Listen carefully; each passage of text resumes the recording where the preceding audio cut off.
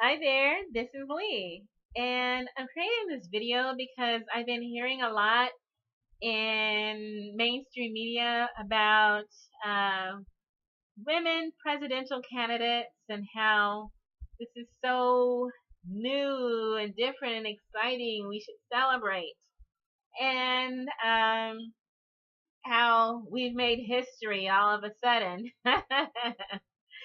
But I just wanted to point out that Jill Stein was a female candidate for the presidency in 2012. And she actually made it out of her primary and went on to set a record for most votes received by any female presidential candidate in the general election. Jill Stein set that record. And for all we know, the record will stand or a new record might be set in November. But I'm pointing this out because the mainstream media is very careful to emphasize that major party. And so, well, most of them say major party. Sometimes they just pretend like they've never heard of Jill Stein or that she doesn't exist. But unfortunately for them and their collusion with the Democrat National Committee, who was also in collusion with the Hillary for President campaign, unfortunately for all of them, Jill Stein holds the record as the female presidential candidate in the general election for most votes received. And that record is standing today, and it may stand November. We'll see. No predictions. We'll just have to see how it goes. But I also wanted to point out that, maybe it's unique for these United States, but it's not unusual for countries around the world. In fact, starting in 1960, in Ceylon, which is now Sri Lanka, there was a female candidate. And I can't pronounce the name. I'm going to try.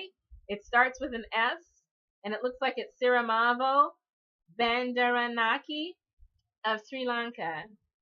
And that's when it began. And then women have led governments or been heads of state in particular nations in India, Israel, Central African Republic, the United Kingdom, Portugal, Dominica, Norway, Pakistan, Lithuania, Bangladesh, France, Poland, Turkey, Canada, Burundi, Rwanda, Bulgaria, Haiti, Guyana, New Zealand, Mongolia, New Zealand.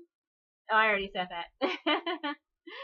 Northern Cyprus, Senegal, South Korea, Sao Tome and Principe, Finland, Peru, Mozambique, Macedonia, Ukraine, Liberia, Bahamas, Germany, Jamaica,